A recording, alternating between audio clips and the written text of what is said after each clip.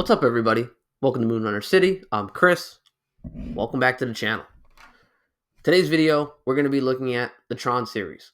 We're going to look at their trailers, and we're going to judge them as a whole, and we're going to see which one gets us more excited for the movie. We're going to try to look at these trailers like a cold audience member, like we've never seen these movies before, like we've never heard of these movies before, and we're going to try to judge the trailer just by itself and just see if it gets us excited, see if it shows too much of the trailer, see if it shows not enough, and just try to go from there. So we're going to look at the trailer for Tron 1982 first. So let's get into it right away. So a little background while we're going big screen here. Tron comes out 1982, comes out with some stiff competition. I believe it comes out during a pretty crazy summer of 1982 in July. I believe we already have Star Trek II, The Wrath of Khan. We have E.T. We have a re-release of Raiders of the Lost Ark. We have The Thing. We have Blade Runner. So all those movies are out and about right now in July. So that's the competition that Tron is coming with. Okay, so let's get into it. So Tron, right away.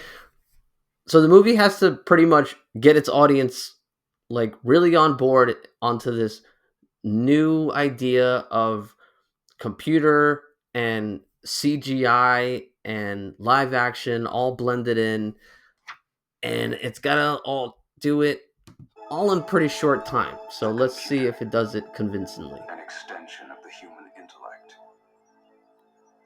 The NCOM 511. So right away, the trailer is basically telling us what a computer is, what computer we're looking at, how powerful it is, and also that it is probably a dangerous thing. Then we're thrown into a little bit of the storyline here. We go to Flynn's arcade. I still do not understand We why get you want to Jeff. break into the system. Because, man, somewhere Jeff Bridges is just flipping out that he needs to break into the system, hack into the system. And while he's doing that, the computer actually captures him and he gets transported into the computer. So imagine it's 1982. You are not like a tech savvy person, and this is what you're seeing on the big screen. So you may or may not be thrown off right now and just be totally not all about it. It's not really in black and white. It's not in color. It looks like they're in weird outfits. There's vehicles that we don't recognize or know what they even are or what they can do. Then we see these light cycles. And they look like motorcycles. They're moving like motorcycles. They're racing. And so this is exciting.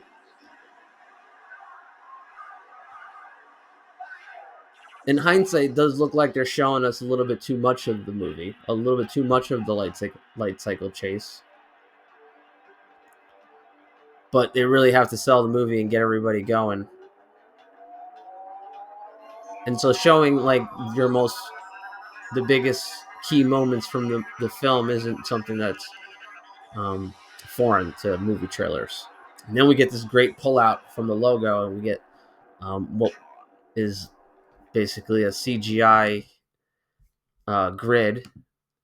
And then we pull out, and we're over here in the logo, and that's actually one of the CGI companies that made the special effects for the film worked on the logo, and that pullout from the logo was actually the original teaser trailer. So the movie actually did have a teaser trailer, which was only about like 30 seconds long, where we're just kind of pulling out from the grid, and then we see the letters Tron, and that's kind of like our first introduction that this is coming out. And so then following the teaser trailer, we get the actual theatrical trailer, which we just saw. So now looking at that trailer, I think it builds up a lot of hype and a lot of excitement only if you're kind of looking forward to that kind of like fantasy, um, tech savvy, sci-fi kind of video game type of genre. Unless you're into that, this definitely is not gonna like strike your fancy right away. And so I think the trailer maybe could have done with maybe a little bit showing a little bit more of the real world and showing the audience that this movie isn't only going to take place in the computer world. But I think that might be kind of false because most of the movie does take place on the grid. There isn't a lot of the movie that we see. And there isn't a lot of the film that's shot outside of the computer. A lot of stuff that you see outside the computer is just in like the Encom offices and in Flynn's arcade, and that's really it. We don't really go anywhere else. So maybe the movie just could have maybe done with a couple more locations and things like that. But nevertheless, that's what we get. That's what we got. So, like I said, I think if you're into that sort of thing, I think it would get you excited. That the light cycle chase, is pretty wow. It's the first time you're seeing a CGI animation on the big screen anywhere, really. I mean, there's certain elements that pop up in commercials, maybe during this time in the '80s, but to see it in a big movie like this is pretty groundbreaking. Along with the way they made like the costumes and just the blend of live action, CGI, cell animation, all those things blended together to give you like this crazy sci-fi fantasy.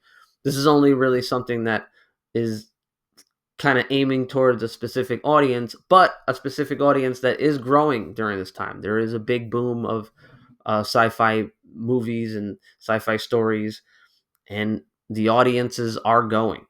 And so in 1982, let's go to the box office. It comes out, and it comes out number two. It actually comes second to ET, which is in its fifth week. And so Tron's in its first week, and it hits number two, and ET, the extraterrestrial, in its fifth week, still grosses $12 million. Under it beats Rocky 3 by a little bit. Rocky 3 in its seventh week. These movies were out for a long time.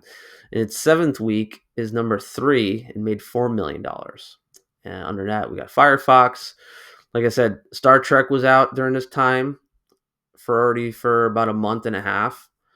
Blade Runner, about 3 weeks. The Thing, The Sword and the Sorcerer, and Porky's. So you got some comedy there. So that's Tron. So let's move over to Tron Legacy. Okay, so we're back. So Tron Legacy. Tron Legacy comes out in 2010.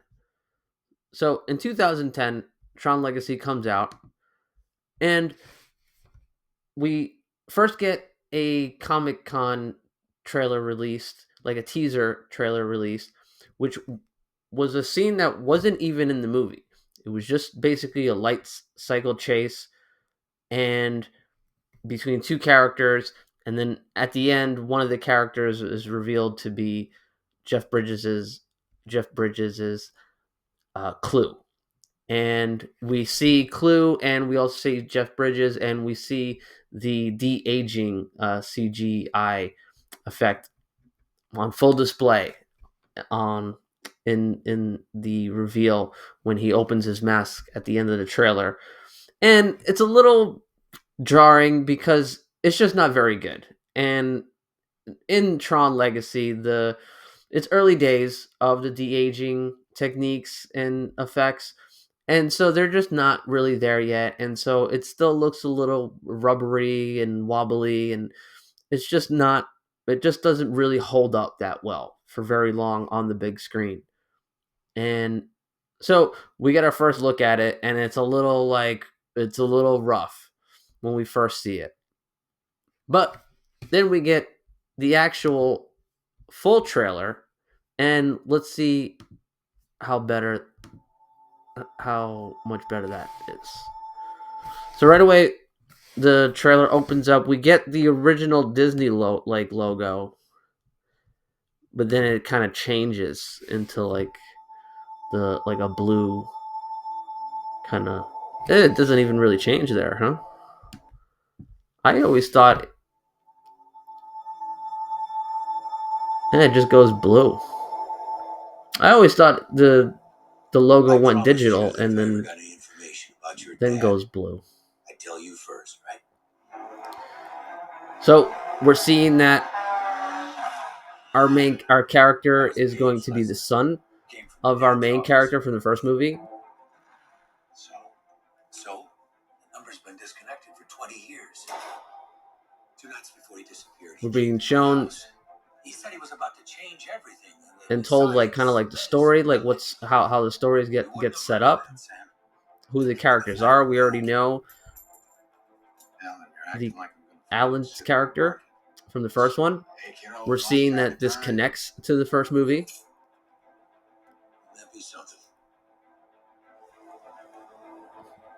And so we're really getting almost the first 10 minutes of the movie here. But it's basically just setting up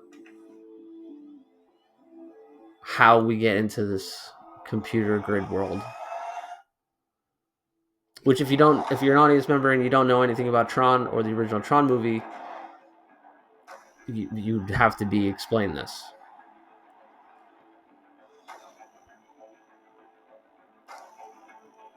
And so now we're getting shown the grid and the games and the light cycles and the light discs and the games and the different vehicles and programs that are going to be there. We get Kevin Flynn's voice, and we get the reveal of Jeff Bridges in the movie as Kevin Flynn, not just as Clue. And so this comes out during the big 3D craze. Ooh.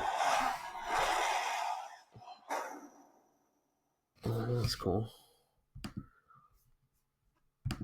Right, so that's Tron. Right, so that's Tron Legacy. So let's look at Tron Legacy and see how it did. So it gets a Metascore from Metacritic.com of 49, which I think is pretty rough. Yeah, I mean, I guess the movie itself, I'd give it personally in the high 7s. Let's see, IMDb. Let's see what IMDb gives it. IMDb gives it a 6.8. So that's pretty low. I think I give it in the high 7s, maybe mid 7s. So that's pretty low for the movie. I do think that the movie could have done with a little bit of extra character work on especially the main character.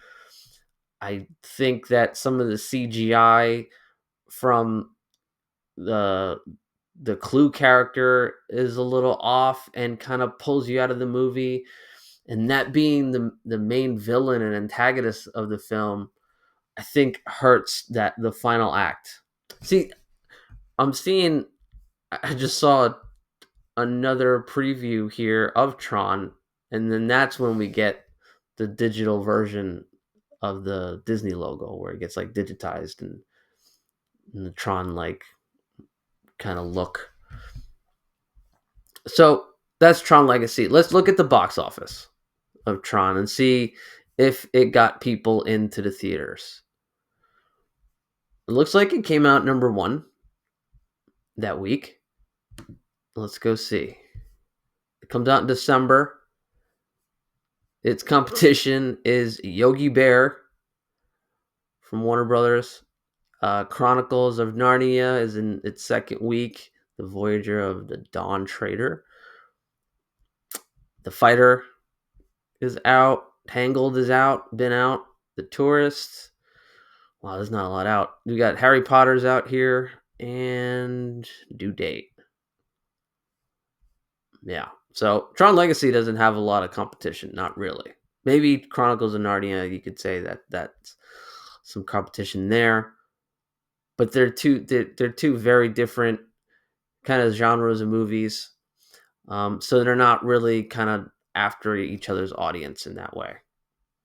So they're not really in competition in that way. Whereas in Tron, the original Tron, it being a fantasy movie, it is going up against Star Trek. It is going up against Blade Runner. You could say it's going up against Sword and the Sorcerer too, as well. You could even say it's going up against Firefox.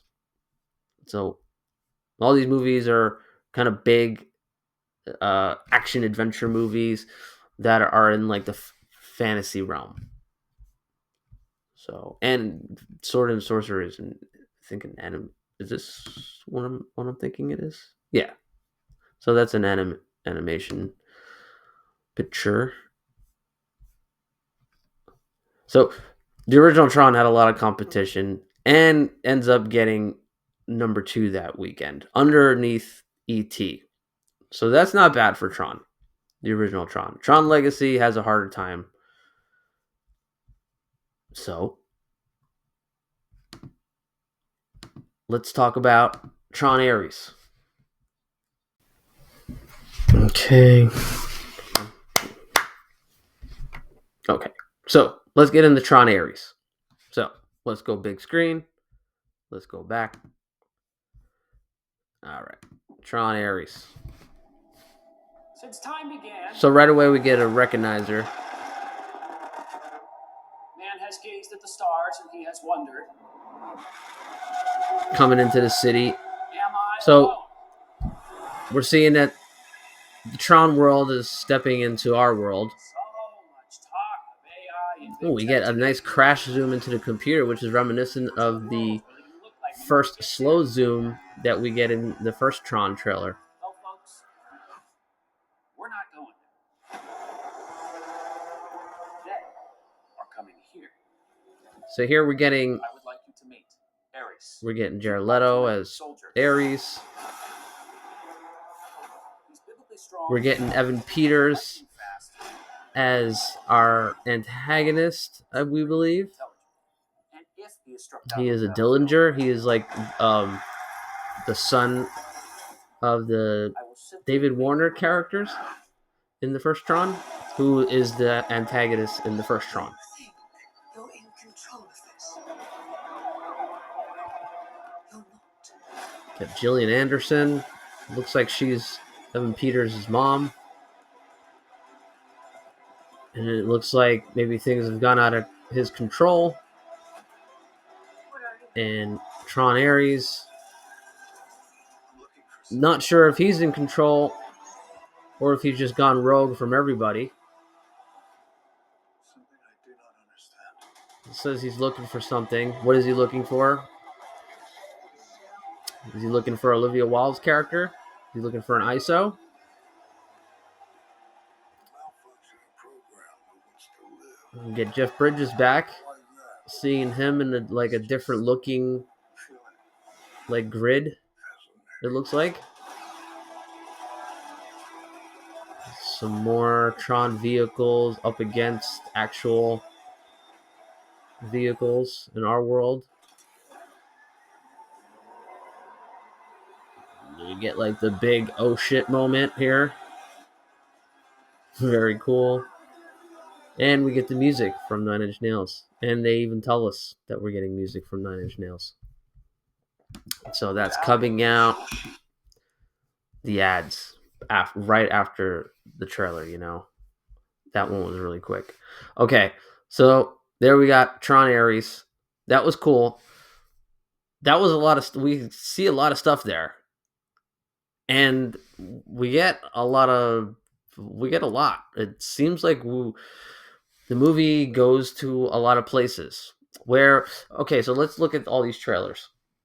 So the first Tron, it is a decent trailer where we get the light cycle chase, and we're kind of wowed by that, and we're wowed by the imagery, and we're wowed by the CGI NPC, and all this like stuff is pretty new, and we're getting all this up front, and it doesn't seem like it's holding back on anything, and it's got to get everybody like excited for this new experimental thing.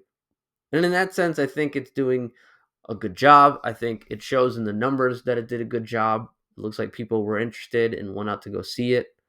But in the end, I think trailers in the 80s for movies like this kind of ended up showing just a little bit too much, and maybe ended up hurting sometimes some films where you would go see the movie and then you realize that you just saw all of that in the movie trailer. And so that kind of like makes you wary for the next time. And so trailers like this where we kind of get shown kind of like the big money shots and the big like the key events that happen in the movie sometimes is not very good for the movie itself in the long run. But like I said, in this case, it did a good job. And I think that's because it being such an experimental movie, you kind of had to give everything to the audience and let them know. You had to show them all your cards and let them know what's going on and what they're in for. And yeah, no tricks, just this is what the movie is, and come see it. You're gonna be entertained. So I think the trailer for Tron in that sense was successful. And for me, I think I also liked it and had a good time watching it. It's a little corny at first, the way it sets up its story, like its premise. But there's not much in the actual original Tron outside, like I said, outside of the grid that the trailer can pick from to kind of show the audience. So we were kind of left. That's all we were kind of left with as far as getting anything in the outside world. Like I said, we're in the offices, and then we just go to Flynn's arcade, and that's kind of it. So the Tron Legacy trailer. The Tron Legacy trailer, that's a really good trailer. It's way different from the teaser that we got, which shows us that we're getting a de-aged Jeff Bridges as Clue. But in this trailer, we don't see that. And so at this point, you know, it's 2010, trailers are released on YouTube. YouTube's been out for about 5 years now, and trailers are being shared through like social media and YouTube.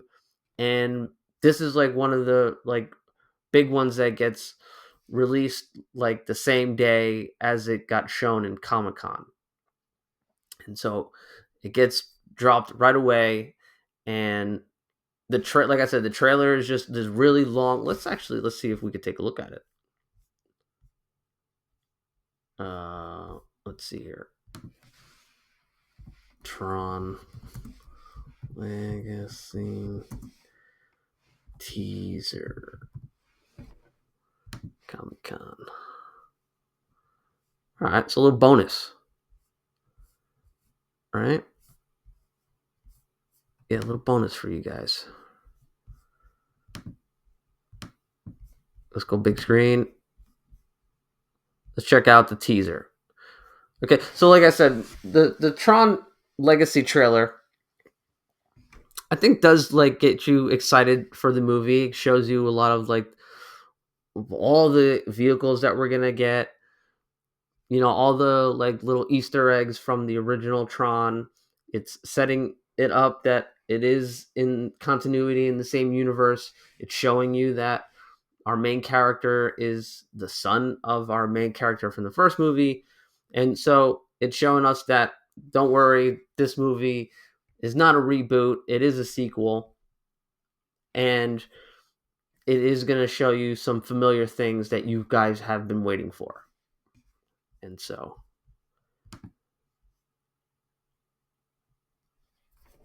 let's look at its original teaser.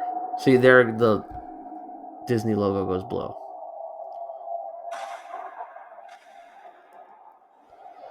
So this is pretty long. This might, like, hopefully YouTube doesn't come for us for this, but I mean, what the hell.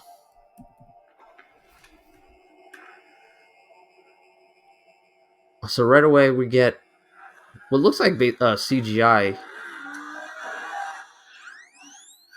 a CGI character with like a human head imposed on it.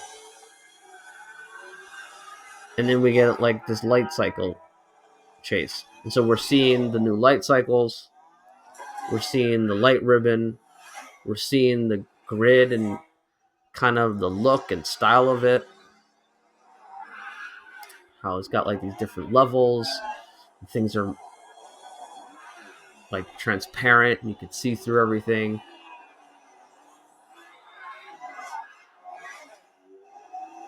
So really, it's really setting up the look.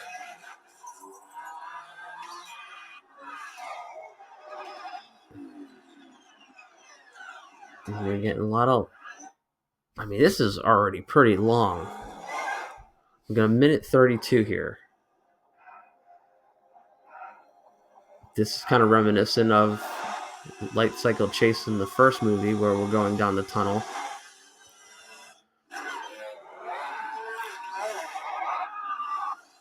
And then, like in the first Tron movie, we get a crash into the light ribbon.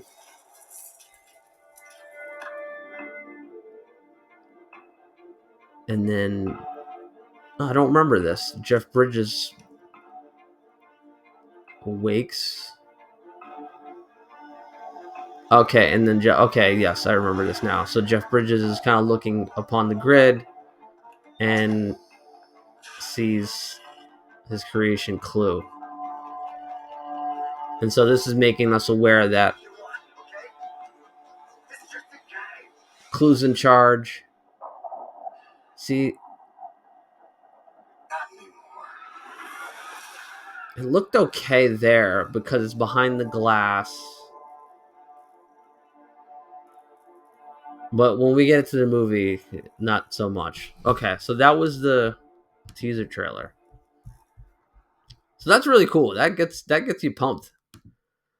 I think that gets you pumped for the movie. We get a lot. You see a lot. You see a lot of the world. We see a lot of like the technology and how it's like being used. We see what character is going to pop up. So I think that's a really good teaser trailer. Probably better than the actual theatrical trailer. So I think, okay, let's start judging these for reals, for realsies. The Tron 1982 trailer, I think, is a better trailer than the Tron Legacy trailer. There, I said it. I think for an audience member back in the day, I think that one is more of a wow factor. I think when you're seeing this one, from 2010, I think the teaser trailer actually does a better job of getting you excited. And I think in this case, less is more. Where in the case for the 1982 version, showing us maybe too much is probably required so that we can really like single who we want to like come see our movie. This is a sci-fi movie. It's fantasy. This is the movie. Come see it. And so these are the best parts. Come see this movie. It's exciting. And Tron Legacy, it's showing us all the good stuff, but I didn't get okay, let's go. So I did get a little bit of it, but not that much. Not much, not more than I think that I would if I saw Tron, the original Tron trailer for the first time. I think that one is just gonna blow you away the first time you see that. So yeah, I think Tron wins that one. The Tron Ares trailer, I'm pumped for that. I think that's a bolo. I'm gonna be on the lookout for that. Jared Leto and his antics kind of scare me, so I'm worried about that. But I think the movie looks promising. I think the storyline sounds promising. I wish they would. Actually, no. Let me take that back. The storyline I wish would bring back Flynn, but I like that they're showing that Jeff Bridges is back. How much of a role does he have? It doesn't seem like it's that much. Definitely not as much as in Tron Legacy, which was like just the right amount. And this being the third one, yeah, I hope he's just not in it for a scene, which it looks like he's in it just a scene. It'd be nice if he's in it for maybe more than just one scene. But yeah, I'm excited. I mean, the effects that it shows, like the excitement that it showed, like it's all showing you good stuff. It doesn't seem like it's showing you too much. It seems like there's still like some mystery there, which I like. And so I think that's a really good trailer. So I think that actually maybe beats the Tron 1982 one for me. And so I think that's the winner, the Tron Ares. So let me know what you think in the comments. Hit like, hit subscribe. I'll see you guys on the next one. Bye for now. Later.